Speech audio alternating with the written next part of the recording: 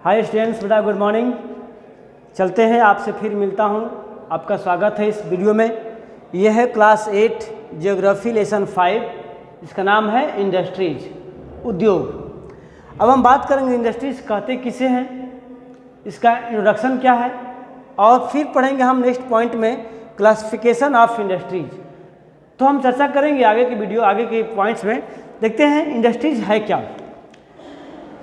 तो students, industries is a system that helps to change the form and the value of raw materials into the produce good. यानी कि कोई भी raw material होता है, उसको प्रोसेसिंग करके उसकी यूज और उसका वैल्यू चेंज जहां होता है जिस सिस्टम में, उसे क्या बोलते हैं? इंडस्ट्रीज और उद्योग। आज हम कोई भी चीज़ यूज करते हैं, चाहे वो बुक है, क्लॉथ है, मेडिसिन है, शू है, दैट मीन्स मैक्सिमम चीज that we use in our daily life, they manufactured from industries. वो इंडस्ट्री से आते हैं। या each and every final goods that we directly consume, ठीक है, तो that place is known as the industries. जैसे हम प्रत्येक चीज़ को जो है यूज करते हैं, चाहे आपका मोबाइल फ़ोन है, कॉपी है, पेपर है, आपका वॉच है, क्लॉथ है, मेडिसिन है, जो भी हम लोग किचन किट्स, स्टेनलेस हैं, ऐसा नहीं डायरेक्ट नेचर द्वारा प्राप्त हुआ है, डायरेक्ट नेचुरल है। उसे कहीं ना कहीं मैन्युफैक्चर्ड करके उसे प्रोडक्ट किया गया है। जैसे कि पिछले वीडियो में लेसन 4 में हमने पढ़ा सेक्टर ऑफ इंडियन इकोनॉमी या एक्टिविटीज, जहाँ देखा हम लोग ने पहले पढ़ा था 3 types of sector, primary sector, secondary sector and tertiary sector. तो मैंने प्राइमरी में पढ़ा था एग्रीकल्चरल, ये जितने भी सेक्टर्स हैं, जो भी प्रोडक्शंस हैं, जो डायरेक्ट नेचुरल इनपुट्स पे डिपेंड थे, डायरेक्ट नेचर द्वारा इन्वॉल्व था, उसे बोले प्राइमरी सेक्टर। लेकिन प्राइमरी सेक्टर को रॉ मटेरियल जो है, प्राइमरी सेक्टर का जो प्रोडक्शन होता है, उसको अगर हम फिर से एज रॉ मटेरियल यूज करें और एक नया प्रोडक्शन तैयार करें जिसका उपयोग और वैल्यू दोनों डिफरेंट हो प्राइमरी सेक्टर से, उसे क्या बोलते हैं? इंडस्ट्रीज। उसे क्या बोलते हैं? इंडस्ट्रीज, या इसको बोलते हैं सेकेंडरी सेक्टर। जैसे मैंने पहले भी कहा था कि secondary sector is known as the industry sector. देखते हैं अब ये, इसको चूंकि हम रखते हैं सेकेंडरी सेक्टर में, एक्टिविटी में, या इसको बोलते हैं मैन्युफैक्चरिंग एक्टिविटी भी। ये क्या करता है एक्चुअली, आप देख सकते हैं। अगर आपके पास बुक है तो आप पेज नंबर 51 ओपन कर लीजिए। देखते हैं हम लोग। तो सेकेंडरी एक्टिविटी और manufacturing change raw materials into the product of more value of people. As you have seen, pulp of was change into the paper and paper into a notebook. That means हम example लेते हैं, अगर paper बनता है, ये paper जो हम पढ़ रहे हैं, तो ऐसा नहीं कि पेपर डायरेक्ट जो है अर्थ द्वारा निकाला गया है या किसी ट्री पर इसको फलता है। तो इसके लिए रॉ मटेरियल जो होता है एग्रीकल्चरल फील्ड से आता है, और उसको रॉ मटेरियल को यूज करके ये प्लम बनता है, प्लम से फिर क्या आता है? पेपर बनता है, फिर बाइंडिंग करके बुक वगैरह, कॉपी वगैरह बनती है, जिसको हम डायरेक्टली यूज करते हैं। This represent the 2 stage of the manufacturing process. इसका 2 मैन्युफैक्चरिंग प्रोसेस है। क्या है? सबसे पहला जो है paper made from the plump and cloth made from the cotton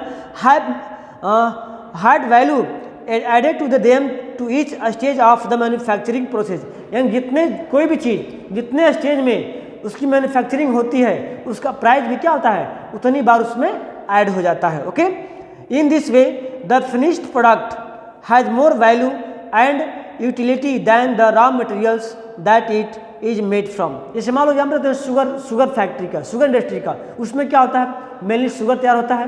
तो शुगर तैयार होने के लिए शुगर प्रोडक्शन क्या होती है? Sugar cane. जो क्या होता है? शुगर केन कहाँ से आता है? आपको प्राइमरी सेक्टर से आता है।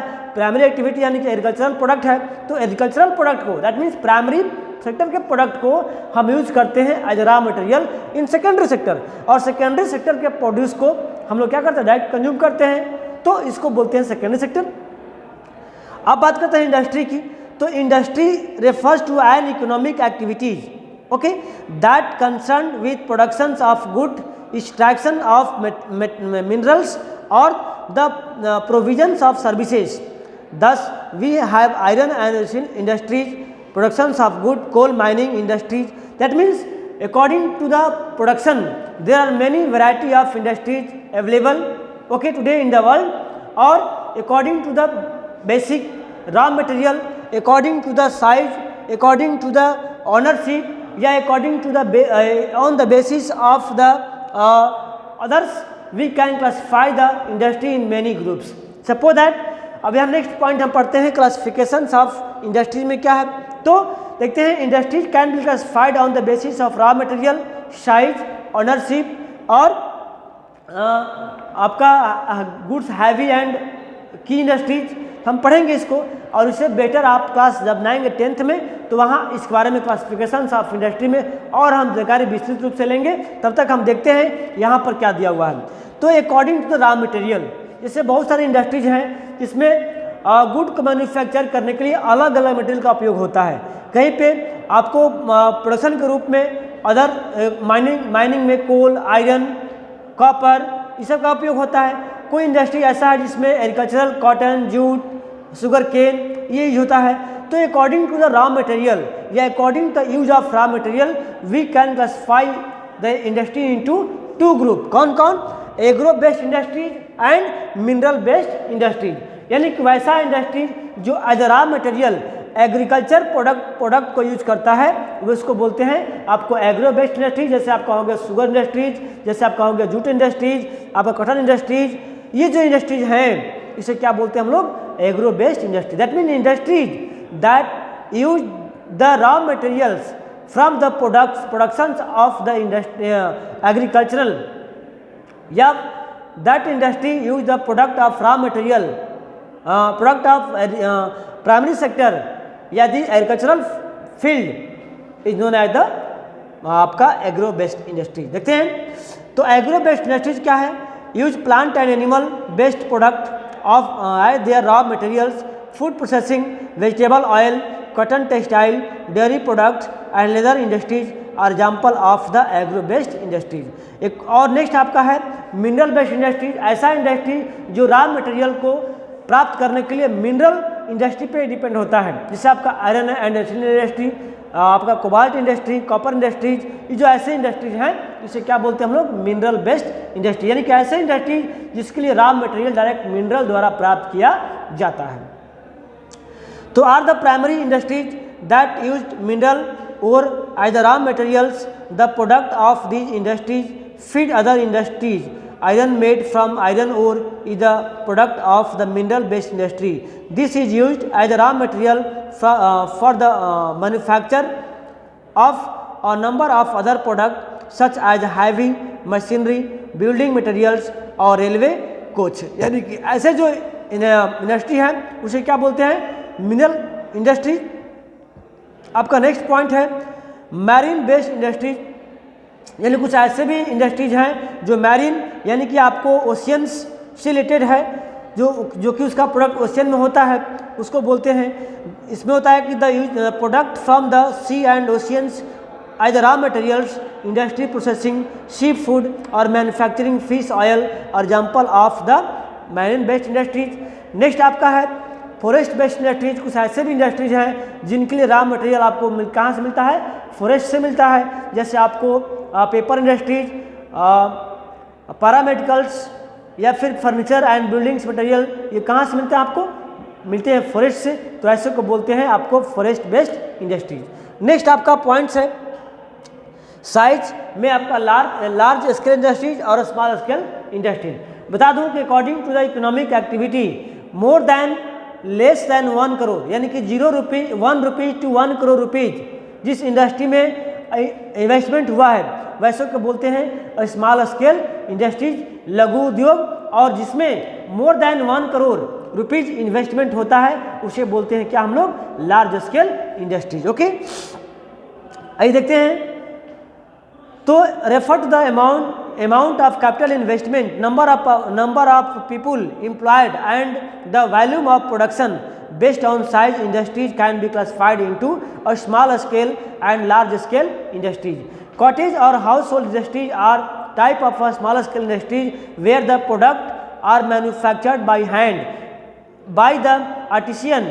Basket weaving, basket weaving, poetry and other handicraft are example of the cottage industries. A small scale industries use lesser amount of the capital and technology as compared to a large scale industries that produce large volume of product. Okay, जैसे बताया आपको, investment of capital is higher and the technology used is superior in large scale industries, silk weaving industries, wool processing industries like a small scale industries and productions of automobiles, heavy machinery are large scale industries. मतलब बताया आप लोगों को, जिसमें more than 1 crore से लगता है उसको बोलते हैं लार्ज स्केल इंडस्ट्रीज, और जिसमें लेस देन 1 करोड़ है उसको क्या बोलते हैं, स्मॉल स्केल इंडस्ट्रीज. अब नेक्स्ट आपका थर्ड पॉइंट है ऑनरशिप. कुछ ऐसे भी इंडस्ट्री होता है जिसमें कंट्रोल एंड मैनेजमेंट किसी इंडिविजुअल व्यक्ति या एक ऑर्गेनाइजेशन के साथ द्वारा होता है, और कुछ ऐसे भी इंडस्ट्री हैं जिसका डायरेक्ट कंट्रोल एंड मैनेजमेंट का पार्ट जो है गवर्नमेंट देखती है. उसको बोलते हैं public and private sector of industries. Okay, तो industries can be classified into private sector, state owned by public sector, joint sector and cooperative sector. ये 4 प्रकार के होते हैं. प्राइवेट सेक्टर क्या होता है, owned by the operated by individuals and group of individuals. इसमें पूरा control and loss and profit में केवल एक व्यक्ति या ग्रुप का ये पार्टिसिपेशन होता है. जबकि पब्लिक सेक्टर क्या होता है, इसमें जो है गवर्नमेंट इसको ऑपरेट करती है और इसको डायरेक्ट मैनेज भी गवर्नमेंट करती है. जो भी रूल सोल्यूशंस है गवर्नमेंट इसको मतलब ये करती है. Such as Hindustan Aeronautics Limited, ऐसे बहुत सारी इंडस्ट्री हैं, देख सकते हैं आप लोग. नेक्स्ट है आपका steel authority of India limited.